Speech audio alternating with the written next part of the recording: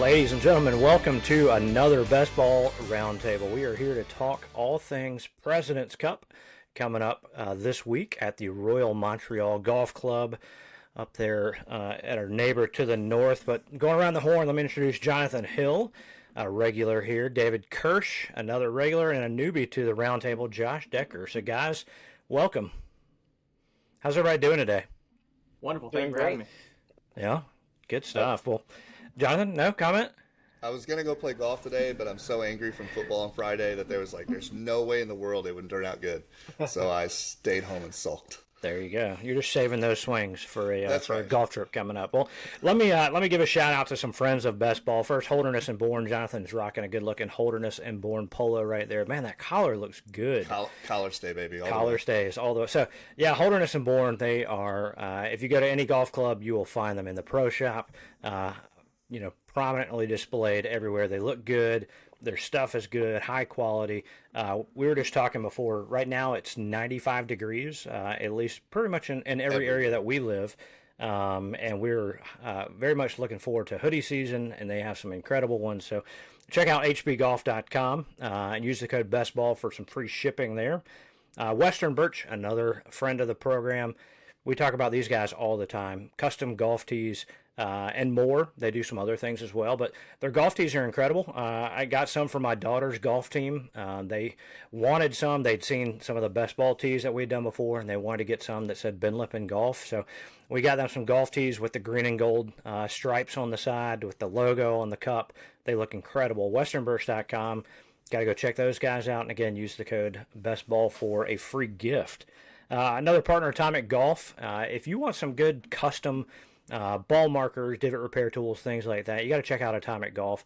Our buddy Joel over in Aiken does it for places like Landman, which I know Josh was just there. Maybe he grabbed one of these things, but he does it for a lot of places around the country. So if you're looking for a course that you want to do some custom ball markers or a buddies trip, golf tournament, something, check out Atomic Golf. And as I'm about to get to our conversation here, got to remind you to sign up for Par 3 Thursdays. It's our weekly newsletter that goes out that shouts out 3 things that we want you to pay attention to. Things that I would be texting these guys saying, hey, have you seen this?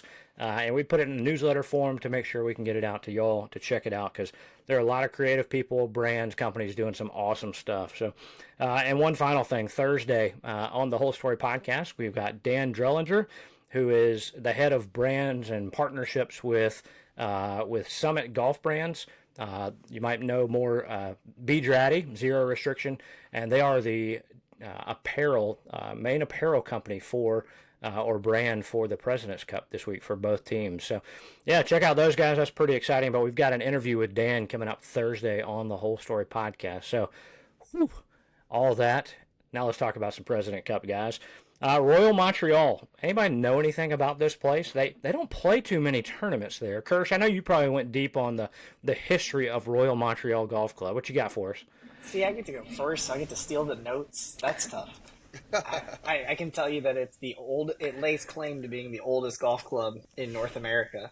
Not the oldest golf course, because this is the 3rd different location that the Royal Montreal Club has been at. So, it's claimed as the oldest one. It was there in, I believe, 2007. The U.S. was pretty victorious there, 17.5, 12.5. But yeah, this is, I want to say it's had probably 5 or 6 of the Canadian Opens. They don't get a lot of the big time winners when it's there. It always ends up being like a Tim Clark.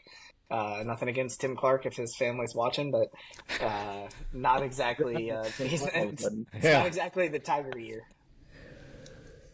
Are you going to be angry at the course like you were earlier this year, Valhalla? Or is this actually going to be something that makes them try to hit golf shots? I mean, it has 25 feet total of elevation change. It's pretty flat. It's going to have to. The greens are modest size. Bunkers are pretty big for a course that size. I think it's a good match play course. It's a good, not bad for the President's Cup, but I mean, at the end of the day, it's still Canada. Yeah. Well, I mean, there's probably a reason they don't host too many tournaments there, right? Like you're saying, like it. We apologize to our neighbors to the north. Welcome to the show. Oh, Josh, anything to add on the course itself? Any homework there that you did? No, so no homework on the course, but like David, have they rerouted it at all? Like we're seeing with other venues for the President's Cup, are they leaving the routing the same for? Yeah, traditional routing, same that Okay, you'd see in '07, or I think the last time the Canadian Open was there was maybe 2010. okay, So okay, same routing. I don't think there's been any major renovations or restorations. okay. Yeah. Because I know, like Melbourne had a composite routing. I think there's a different routing for, or there was a different routing for Quail Hollow. So, just curious if they had altered Yeah. anything. Yeah. Well, No. if they don't play that many tournaments there, they probably don't have any signature like stretches of holes or anything. So, yeah. Who knows? Before we get any farther, let me point out congrats to the U.S. Solheim Cup team on their victory. We were going to do a roundtable, had some awesome guests line up for that, but it happened to be, Jonathan, that everybody we invited pretty much was playing in That's the right. U.S. Mid Amateur. So congrats to those ladies that were playing in that. But yeah, so that's why we did not do a roundtable on the Solheim Cup this year, but next year. So anyway, back to the President's Cup. U.S. Holds a 12 to 1 to 1 scoring record in this thing.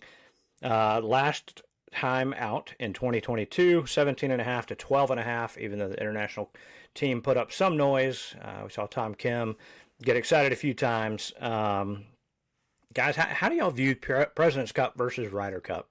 Any thoughts there? Is it the same, less? All right, Josh, go for it. I have a very strong opinion of this.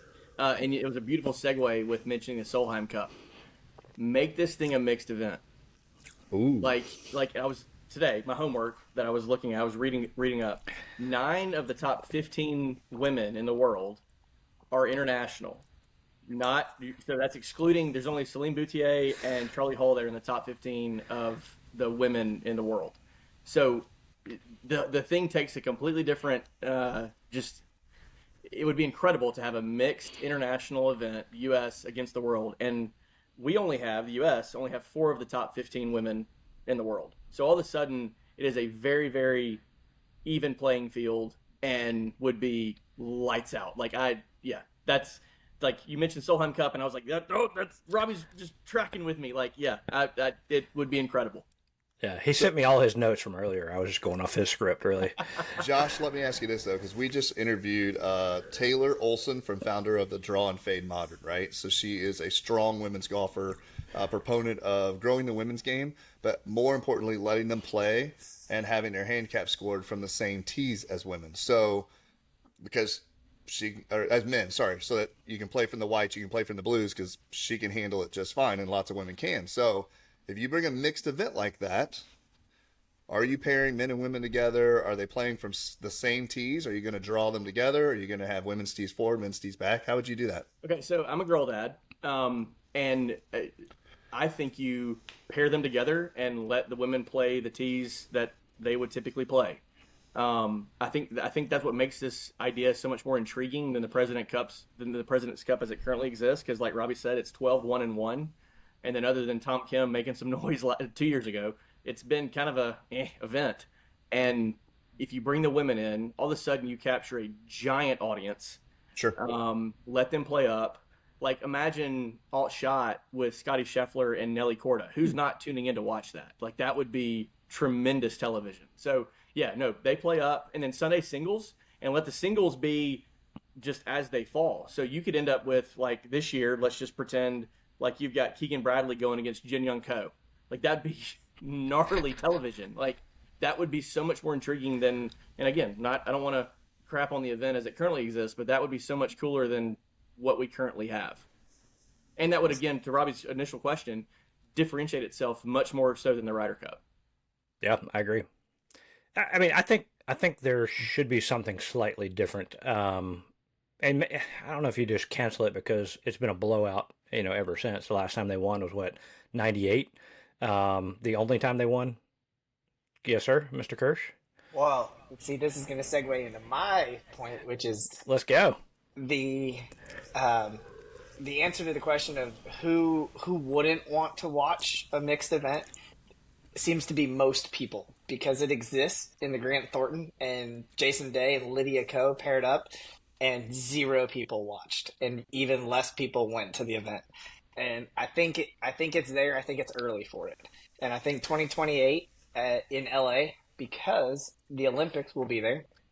That's going to be the first mixed team event. There will be a 4 to 6 person per country that goes against each other, and there will be an event that is mixed, and that's where we'll get the litmus test, right? That's where the final. Nobody's going to make any changes, because if somebody thought it was going to make a lot of money, they would have already done it, because clearly that's been the main focus of all of professional golf for the last 3.5 years, and I don't think there's enough of an appetite there yet, because I don't think American fans want to follow on a regular basis, as awesome as they are. You know, the internationals are mainly from Asia, and there's just not as much attention that goes to it. Yeah, it'd be great if you could get Nelly Korda against Lydia Ko, but what do you do when you have Arya Chirtarnagan versus, you know, Coughlin, right? It's just different, and you're not going to get as many of the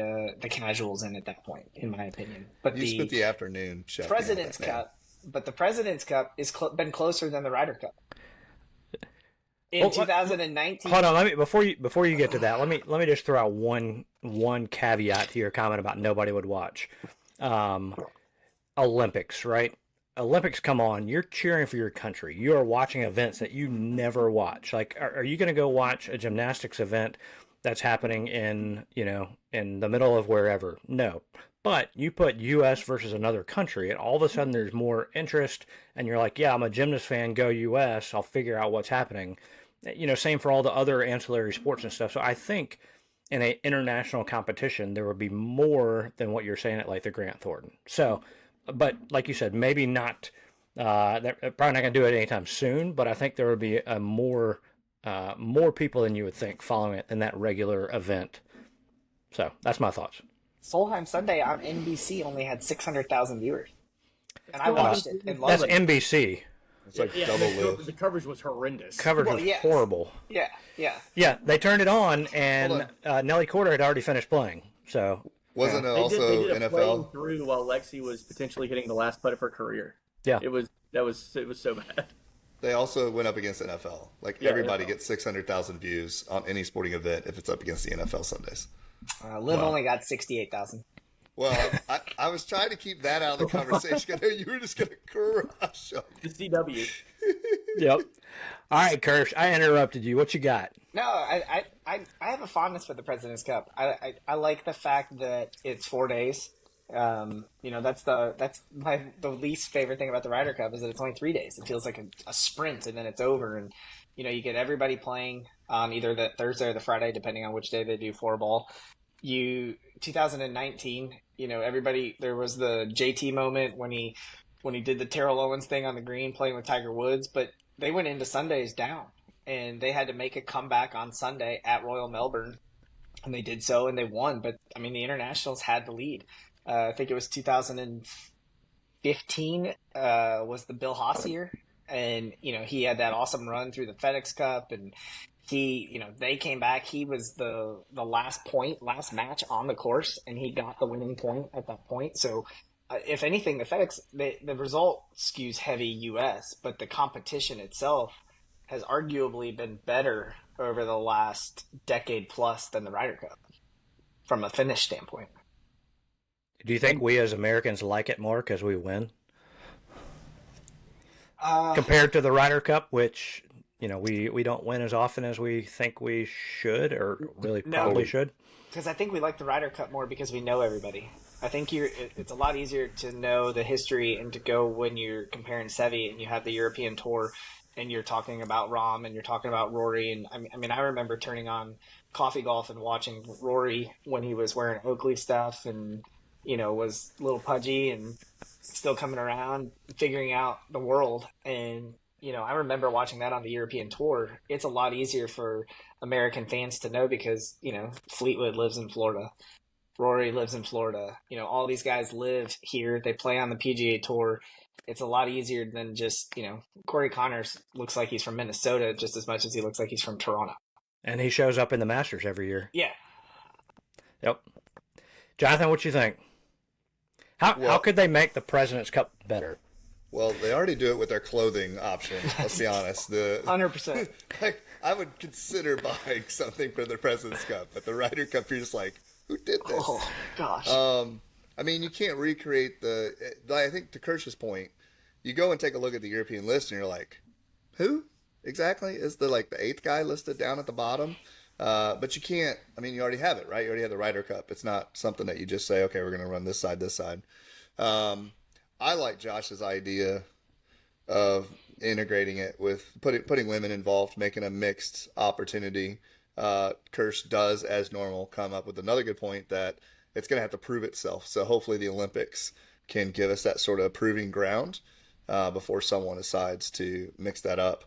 And hey, there have been a lot of bad ideas executed before figuring out if it was a good idea.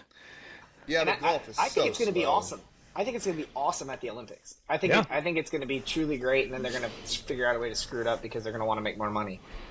I didn't even know about that, David, and that's like I'm so excited about that because there's so much about the Olympics that makes it a team sport, and the fact that you're telling me that there might be mixed countries competing against one another is fantastic. Like that's because the Olympics have just been a wet fart, just kind of we haven't done anything. It's no different. And that's what golf needs is something that's more exciting. Change something, do something to evoke interest and draw us in because we watch stroke play every single weekend and it's boring. We don't need 4 days of it's still gonna be stroke play though. I guarantee that they still very much all believe that the 4 days stroke play for the individuals. I think the team event will be a 36-hole event. I think it'll be a 36-hole sprint that'll either be before or after the individual wrap up. So they'll do the individuals still, and then they'll just say, all right, based on the team event or based on the individuals or based on something, they'll say, America gets 2 teams, Thailand gets 2 teams, but Canada might only get 1 team based on how many players they have in the field. So, yeah. All right. Well, let me run through. We were talking about people we know or are familiar with, and some of these names you may or may not be familiar with. So let me run through both the international and the U.S. team here. I'll start with the international team auto qualifiers. Hideki, obviously he's there. Sunjae M, Adam Scott, Tom Kim, Jason Day, and Byung Hun An, or Benny Han there. And then the captain's pick, Corey Connors, and I'll give what their rankings were in their international point list. Corey Connors was 7th, Minwoo Lee 9th, Christian Bezadenhout 10th, Taylor Pendrith, a Canadian, 11th, Siwoo Kim 14th, and then another Canadian, Mackenzie Hughes, at 15th. And then the U.S. team, the auto qualifiers, Scheffler, Xander Schauffele, Colin Morikawa, Wyndham Clark, Patrick Cantley, Sahith Theegala. Captain's pick, and this goes straight down the list. If you looked at the ranks 7 through 12, Sam Burns, Tony Finau, Russell Henley, Keegan Bradley, Brian Harmon, and Max Homa. All right, guys, let me ask a question. There's some notable names missing on both the U.S. and the International Cup team, which you thought might be there, have been there in the past. Who stands out to you that is not there? Jonathan? Any names you didn't hear me say? Well, Kirsch's favorite fan. Yeah, I thought he was going to come out. No Bryson. No Bryson, but No. I thought Kirsch had written him in as an option. Yeah. always. Yeah, no live guys, and we'll mention that here in a second. There's no live guys in this live thing, guys. Which hurts. I would say both teams. I mean, you don't have Cameron Young there for the international team. Cam Smith. Cam Smith, sorry. Kirsch, who stands out to you as not being there? I think it's pretty ridiculous. I would have had JT there this year. If he made the Ryder Cup team at 70th, he probably should have made it at 14th or 15th, whatever he was. He was 19th. Maybe 18th, yeah. But he has the best President's Cup record. He really – Brian Harmon hasn't done anything since he's only in the top 12 because of one 4-day stretch 18 months ago, or 15 months ago. And I think Justin Thomas would have been a shoe-in for me. And I also would have put in somebody young. I would have loved to have seen Shea on that team. I just think that when you look at the way that the Europeans are able to get some of their young guys in and get something out of them right away, and you look at the success that we had with getting home on the team finally a couple of years ago, Scotty's success at Aaron Hills and what it boosted his career into, it's a shame that we, kind of just went chalk there. And, I would have gone Akshay over Keegan too.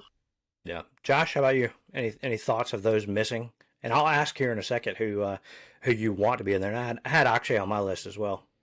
Yeah, Kate Akshay didn't make it.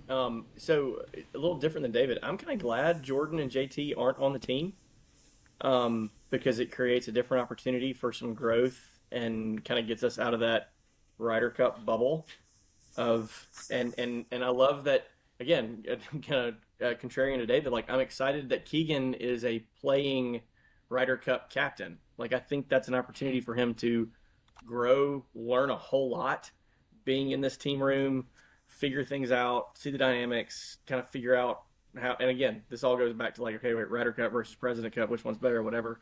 One record's 12-1-1, and I don't even want to know what the Ryder Cup record is right now. But yeah, I hope, and just someone selfishly that loves watching JT and Jordan play golf, I hope this kind of lights a fire under them. And I know Jordan's got his wrist injury and is dealing with that and getting the surgery and whatnot. But like, yeah, I'm thankful that it provides an opportunity, and I'm so excited to watch Sahith in the President's Cup. Like, talk about so well earned, a guy that has grinded and just done all the right things and appears to be just top-notch human being. I'm excited to see him in a team event finally. See, I guess that's the thing though. At no point did a European fan, even when Sergio was down, say, "Man, I wish Sergio wasn't on this team," or "I wish that JT Spieth has stunk." Like, and he wasn't even close. He wasn't. JT's not Spieth, and he's been a team player. He cares about these team events. He's been a winner on the team. I don't understand the mindset of like we'd want to see. Nobody's like, oh man, I really wish that we could have gotten both of the Højgaard twins on instead of Sergio 5 years ago. Like nobody cared Right. then. And I guess that's my thing is like, it's okay to have stalwarts just because they've got some different things. I don't have a lot of patience for the Keegans of the world, the Brian Harmons of the world, that just can go away. Oh, we are completely on board with leaving Harmon at home. The human rain delay can, God, it's. Maybe he's there for head games. He's like, hey, listen, we're going to pair you up with a guy that plays fast. Just make sure you add some waggles. Yeah. Just add some, give us 3 extra waggles. Josh, give you a heads up. Jonathan's a lefty that waggles a little bit, so. But not like that. And I've read books that say I'm not supposed to do practice swings. It messes with your head, so I do less practice stuff now. There you go. Well, I want to argue the Keegan thing though. Like he wanted the Ryder Cup because I think he is someone that wants to win these things more than some of the others. So, Kirsch, I get it. Like maybe he's the old guard that shouldn't be there, but like I still think like he's playing well. Like he wants it more, I think, than some of the others. I'll give you JT. He wants it too. I think they are more alike than a lot of people give him credit for. But yeah, Brian Harmon, Homa, let's hope he plays better. He hasn't been playing that great, and he was 12th on the list. He was the last. I don't know if he was the last pick, but he was like 12th in the rankings. Josh, what you got? Oh, Wyndham Clark. Now he auto qualified, but like, whoa. Yeah. I mean, completely crapped the bet at the Olympics. He came back. See, He did come back a little bit. I was pretty hard on Wyndham on some early of our roundtables, and he had a sneaky good year. Like looking back at it, I mean, he won at Pebble. He was second at the Arnold Palmer. I think he was the only person to win a signature event other than Scotty on the whole year. And he turned it around. He had a bad first day at the Olympics, but I think his last 3 rounds were as good as anybody else in the field. I think he's a swiper. I think he's a bit of a poofer. I think he likes to hit that little poofy cut, and I think he's going to be okay to hit it around the Royal Montreal. But like, I would have rather had Horschel than Keegan. Like, I thought Horschel did more than Keegan this year. Horschel won today. That was pretty impressive. So, all right. On the international side, though, who's missing, or who would you have added? And I know some of these names it might not be as familiar, but any notable missing? I don't even know the guys that are on the team. Like I'm reading through the names going, I don't know if I've ever heard this guy's name out loud in golf. I don't know what it says about me in golf, but there are guys on here just like, what? I'm just glad young Tom Kim is back for another President's Cup because he was electric at Quail Hollow. Yeah. Like they were done, and he's giving like full throated fist pumps, making a 6-footer, and like that. I'm excited to watch him. He's a very likable guy. I'm glad he's there. Well, he earned it, right? So he was fourth on their list. One thing that stood out to me was a couple Canadians that were not on there. Nick Taylor and Adam Hadwin. Both, I think, well known in the PGA circle, but also in Canada. I mean, we saw what Nick Taylor won the RBC Canadian a couple years ago, and his buddy Adam gets tackled on the green, and neither one of them get chosen. They were 12th and 13th respectively in the rankings, and they were not chosen. What do y'all think about? I thought it was weird to skip them and go down to Mackenzie Hughes and bring him in. Yeah. You know, honestly though, they could have filled it with any of those guys, and it would have been the same. Yeah. I think Cam Davis was one name going outside the Canadian ranks that probably should have been there. Like he's been playing very well. He qualified to get into the U.S. Open, played well there, and then he's won an event since then. He was 8th on the list, so he just missed the auto qualifying, and they chose others besides him to go on the team. So, all right, so we talked about that, who they should have picked, who they shouldn't have picked. Let me ask this: what will it take for the international team to win this thing? Somebody getting arrested on the American team. Like, I mean, if you look at it, you go chalk. Now, to be fair, we are terrible pickers at all of these events because we blow it every time this roundtable. Come on now. Every time the roundtable comes up with something, it's the exact opposite. However, I don't see a way. I had Kirsch singing my praises at one of these things last time. Yeah, you nailed it. And maybe like Josh mentioned, it is competitive, but I don't know if this will be competitive. I mean, Josh, do you think the international team can hang in there? I mean, Kirsch was already saying that it's very competitive, more so than the Ryder Cup. Ryder Cup. That it's tough. I mean, just looking at the top 5 or 6 from each side, you go Scotty, Xander, Colin, Wyndham, Cantlay, Sahith. Like that's our top 6, and their top 6 are Hideki, Sungjae, Adam Scott, Tom Kim, Jason Day, and the form of the U.S. side is on a completely different level than the other 6 that I just mentioned. And then the bottom half of their roster, again, Matt Hughes seems like a great guy, but I don't know that he's gonna. I mean, if you're looking at them side by side, he's going against like Sam Burns or Tony Finau, and that's I don't know that that's apples to apples. I think too. There's some depth issue, depth balance issues when it comes to it's not even like the 6, and looking at the in the respective teams, the US has 71 wins and 9 majors added up on their team, and the internationals, you look at it and you say, all right, well, they've got 51 wins, 2 majors, but they have 51 wins too, and you're like, okay, that's not too bad.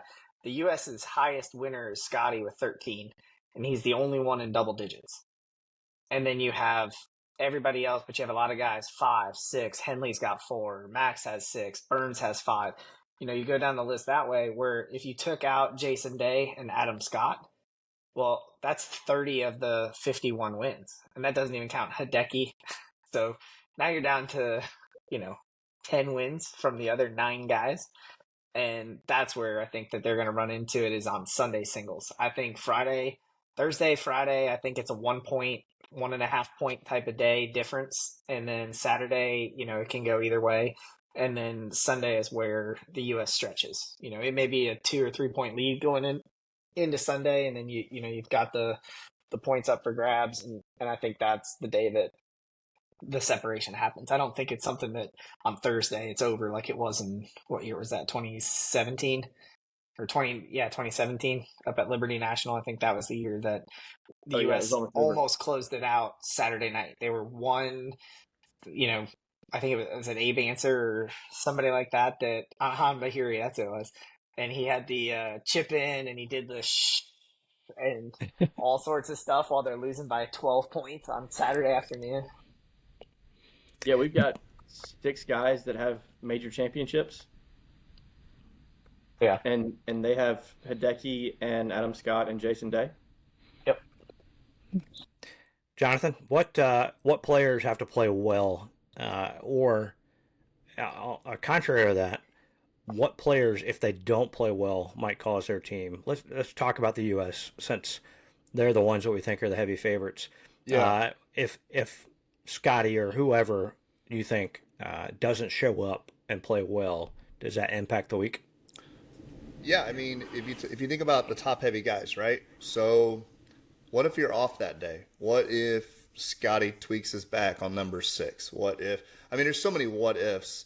Not knowing enough about the course, not knowing if weather conditions. It's not going to be like playing over in Europe or the UK where weather's really going to be the factor of some kind.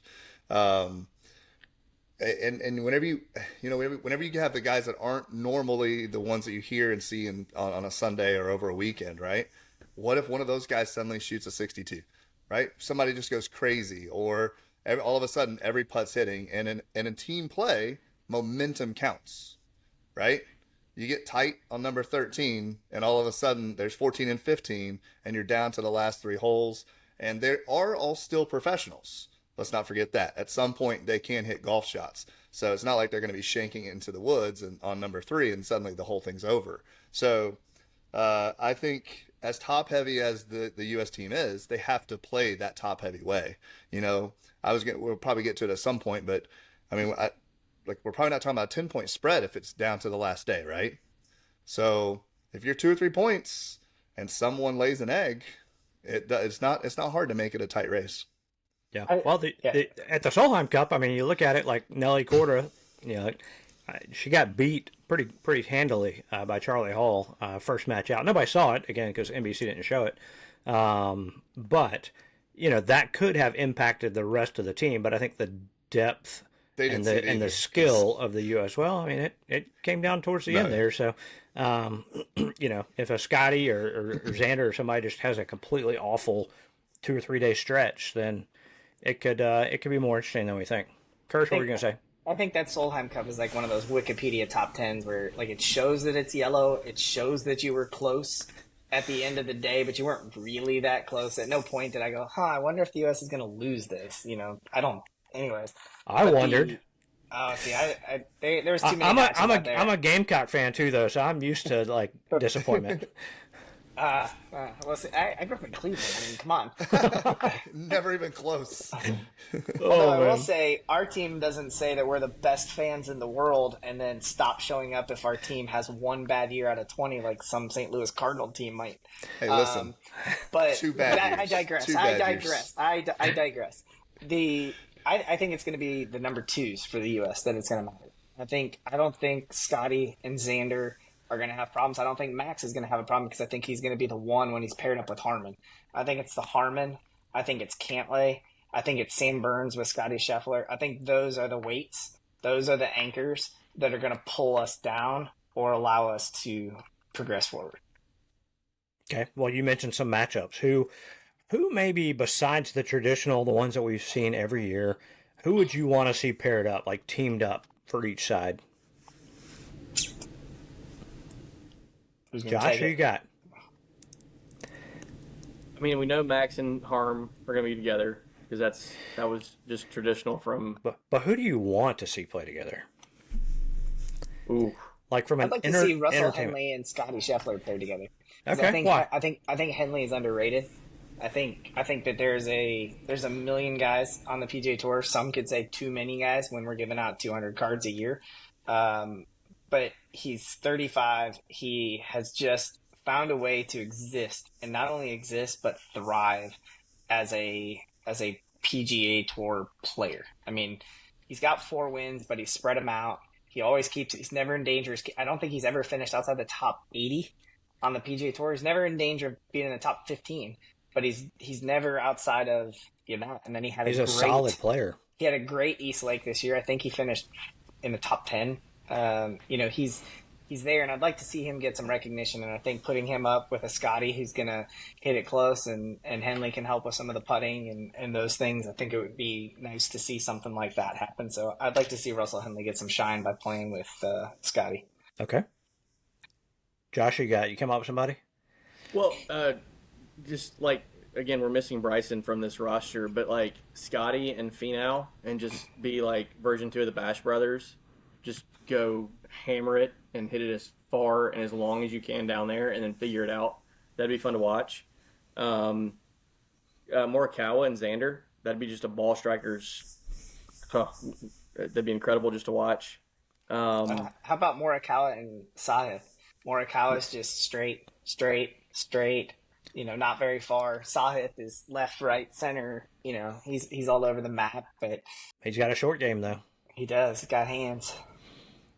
Jonathan, you got any pairings you would want to see? I think anybody Who would you pair with Keegan? with Keegan. Yeah, who would be fun to pair with Keegan? Himself. He'll be the captain and the player. Yeah. I think Tony Finau and the way that he carries himself around the course helps everybody that he plays with. Like I don't know like that. I don't think there'd be a single person, even in competition, whenever it seems like he's just a good guy that you want to be paired with. If you're way off the lead and just need to finish the day, or if you're in the hunt and you need to stay sharp.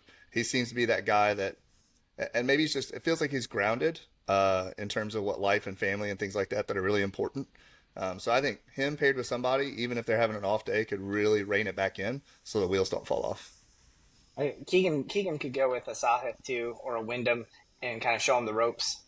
This is Wyndham's first President's Cup team, so just show him the ropes, walk around, be a calming. Like Keegan's not going to get too up, he'll get up, but he won't get too down. If Sahith sprays one or Clark hits one of his poofers out there to the right, he'll be fine. He'll get him back in play. You like that word? We're gonna keep a Dude, pooker he count. hit that That's ball 2. he hit on 18 at the U.S. Open to win was one of the most embarrassing opening lap final tee shots that the USGA has ever allowed to happen and be okay. Disgusting. LA Country Club, right? Yes, he hit a 65-yard slice and was still in the fairway. Oh, man. Love Wait, it. what kind of course can I go play that I have my slice stays in the fairway? Hold on. Landman. Landman. Yeah. They haven't built it yet? Yeah. It's coming. Hey, easy, Kirsch. Easy. Landman is coming. All right. So who do you want to see head-to-head then on Sunday singles? Like, who would be fun, I want to see competitive? Scotty against Tom Kim. Yeah. Okay. Because they're buddies. Oh, they're good friends, yeah. They hang in Yeah. Dallas together. That would be a ton of fun to watch. Scotty would get in his head. God, that'd be fun. Uh-huh. Who else? I want to see if Jason Day, if they let him go like clothing apparel however he wants on the last day. If he can just come out. Melbourne? If he can come out, just be like baggy clothes and everything else, and there's no one to stop him, that'd be awesome. Just get, if you're out of it already, just get in somebody's head, right? Call our friend Dan Drellinger and see if he asks for extra baggy pants. Right. Some bead ratties with a drawstring. I'd like to I just saw an ad the other day with Mark Wahlberg, and he had like on a full green tracksuit. If they could let him come out and play in that, that'd be awesome. He just had Municipal on, so Yeah. I know, that's what I'm saying. yeah. I'd like to see Max against Hideki or J Day. Honestly, I'd like to see him against one of those two guys. I think it'd be great to get like a Keegan, Adam Scott, guys that are of the same age or close to the same age and have kind of been around in some of the same battles. I think that'd be another good one. Do y'all have a favorite format that they play? Do you like the alt full shot. ball alt shot? All shot, all day. I think. Have y'all ever? I was talking so to somebody the other day. Have y'all ever played alt shot? Played it yesterday. Did you? Yes. Oh, over at Sweetens. Yes, with a threesome. It was 3v3 alt shot, and it was some of the most fun I've ever had. It was electric. Yeah. It's just great because you're especially with a threesome. You've got 2 other partners, and all of a sudden you've got to stand on tee box and hit a shot, or you're out some swag. That's our typical bet is like you got to buy a polo or whatever for the whoever wins. But yeah, God, alt shot's the best because you can also just below one way right, and all of a sudden you've completely hosed your partner, but then they hit a miraculous shot and get up and down, and now you've put the pressure. Yeah, alt shots the best. Are there any formats that you would like to see? Maybe this is how they improve the President's Cup a little bit. Is there any format that they don't play that you would like to see them play?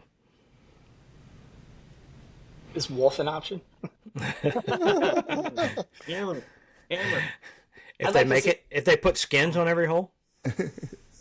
I'd like to see them do more alt shot, like lean into that part of it. Nobody plays their own ball all the way through until Sunday, and it's 4 straight alt shot matches.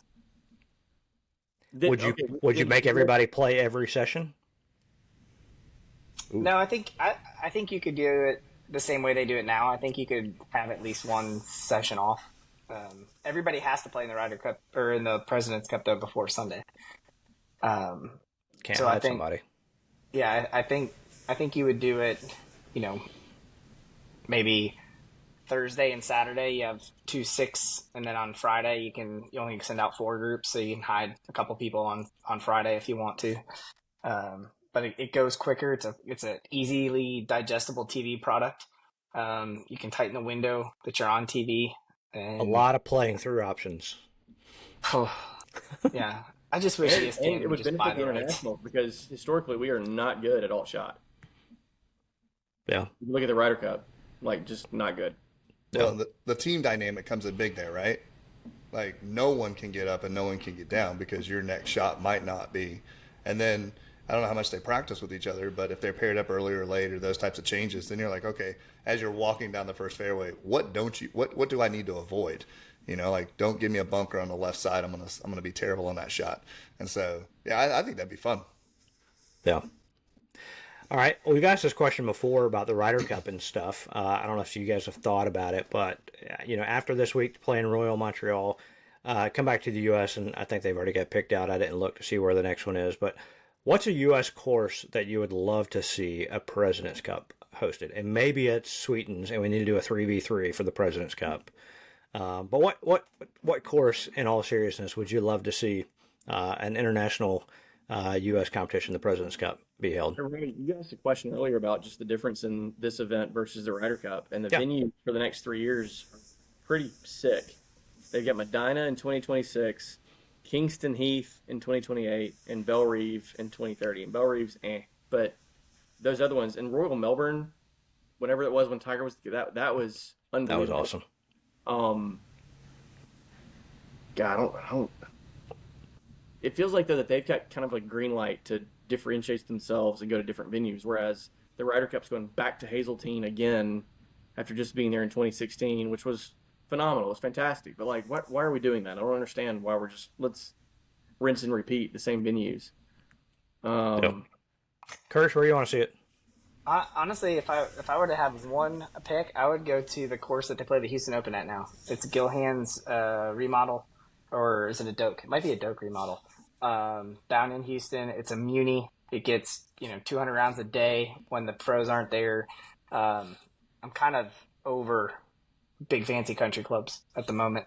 It seems like every single course that gets built in America is either a destination dream type course or some exclusive out of reach country club, and I'd like to see it go to places that people could go play. And so for me it would be something like that, where in Houston that's a really good setup. Who else has a TPC Harding Park? Go back there. That's held a PGA, so go to Harding Park. That's an open venue, place where people can go play. Take it to Scottsdale. Could you imagine the TPC? Yeah, just imagine what that place would be like. That'd be awesome. Kirsch sent me his notes earlier, so I was going to say almost the same thing. And I'm not kidding, because the first thought was, well, it'd be really fun to do some sort of team event if you built the stadium and did that kind of stuff in Phoenix. And then my second thought, I didn't have an exact answer to it, was, what if you could find a municipal, make it this team event that maybe can, obviously waving the magic wand, that it can host and manage all the stuff that goes on for TV golf. But what if you put it in a place that regular people play on a regular basis? The Augusta Municipal is getting redone through the Augusta National. So maybe the National will just go ahead and bury some wires underneath so that they can host extra events there too. Oh, you say municipal. What about like the Charleston Municipal for one round, then the Charleston National for another one? Like their neighbors, that would be awesome. Ooh. Yeah, if you went somewhere and you just rotated through, had 4 different locations every day. That'd be awesome. Yeah. All right. Well, cool. Well, we've got President's Cup coming up. Let's make some predictions. We'll go around the horn and say who you think will win, and then maybe if you got an estimate on the margin or what the final score might be. Mr. Decker, you're first. Why don't we start with you? You're the new guy. Yeah, Team USA. I think it might be closer than the experts predict, but it's still Team USA. Is Kirsch the expert, or? Do what? I said, is Kirsch the expert? Yes, Kirsch is the expert. What's the over-under, Kirsch? What's the experts say? As far as margin of victory, Yeah. I mean, what would it take for you to Well, I'm not betting money. I'm just asking. lay? I know, but like that's what would it take for you to lay the U.S. Like if it was if it was plus 4.5, like if the internationals were gonna, do you think it's inside 4.5? I think 3.5 is it. I think they end up at, I think it ends up being like 17-13. I think it's going to be about a four spot swing. I think the U.S. wins. Okay. Jonathan? I'm going chalk. 6-point spread. 6-point spread. Dominated. They're just going to be dominated. Oh, man. Listen, Josh, it's your first one. We're really bad at this. If all 4 of us say the U.S., there's a really good chance they're going to lose. Yeah. One of us, I really wanted to pick the Europeans the last time. Right. Somebody has to do something. I'm not picking the international team. U.S. team's going to win. I'll give us a 3.5 shot point win on that one as well. So, any final comments? Things we should look out for? What you're excited about watching? Jonathan, we'll start with you. It's golf whenever golf's not really supposed to be on. I think that's kind of fun, right? Like once the PGA kind of wraps up and everything, for the casual fan, this is another opportunity apparently to watch NBC screwed up. So I think this will be great. Kirsch? I think the President's Cup gets a bad rap, and I'm excited to watch it. It's 4 days of meaningful golf. I like the every other week kind of have to, or Irish Open a couple weeks ago, into Wentworth this week, and then into the President's Cup. So obviously those events suffered by not having some of the President's Cup guys who've shut it down. But excited for the President's Cup because I think it gets a bad rap when compared to its friend, the Ryder Cup. All right. Josh, what you got? I'm really excited about watching an international competition and not having to get up at 4 a.m. or 2 a.m. to tune in. So it's pretty cool that it's right there in Canada and I can watch it like normally scheduled. Yeah. I agree. Yeah, I'm excited. Last year, this time, I landed in Omaha, found a coffee shop, and watched the tail end of the Ryder Cup. This year, Jonathan and I will take a peek at a TV every now and then as we play Old Dane there in Homer, Nebraska. So I'm excited about that. And yes, like you were saying, Josh, you don't have to wake up super early to watch it. But guys, it's been fun chatting about President's Cup with you guys. Kirsch, I agree with you. It's competition, man. It's international golf, U.S. versus somebody else. So it's fun to watch. Weather's going to be good. Weather's going to be good. Maybe a little wet Thursday morning. Outside of that, sunny and upper 60s. Yeah, it's team competition, right? Just like the live golf that you love. So, who won that team golf today? No idea. Yeah, exactly. Yep. I don't even know if they know yet. Yeah. Oh, man. Well, guys, it's been a lot of fun. Josh, I appreciate you joining us to do one of these roundtables. We have a lot of fun with it. Hope you did as well. But for Jonathan and Josh and David, this is Robby. You guys have been listening to another BestBall Roundtable.